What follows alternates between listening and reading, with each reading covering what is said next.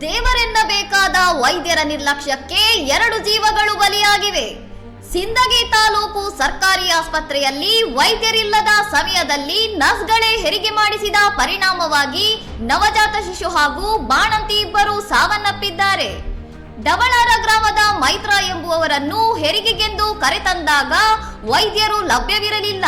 ಅನಿವಾರ್ಯವಾಗಿ ನರ್ಸ್ಗಳೇ ಹೆರಿಗೆ ಮಾಡಿಸಿದಾಗ ಗಂಡು ಶಿಶು ಮೃತಪಟ್ಟಿದೆ.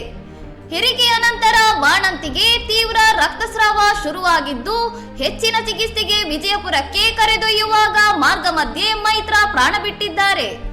ಸಮಯಕ್ಕೆ ಸರಿಯಾಗಿ ವೈದ್ಯರು ಇದ್ದಿದ್ದರೆ ಇಬ್ಬರ ಜೀವ ಉಳಿಯುತ್ತಿತ್ತು ಎಂದು ಮೃತರ ಪೋಷಕರು ಆಸ್ಪತ್ರೆಯ ಮುಂದೆ ಆಕ್ರೋಶ ಹೊರಹಾಕಿದ್ದಾರೆ.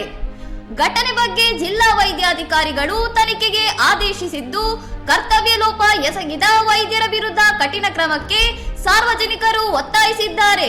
ಇನ್ನಷ್ಟು ಸುದ್ದಿಗಳಿಗಾಗಿ ನೋಡ್ತಾ ಇರಿ ಸೌರಂ ಟಿವಿ.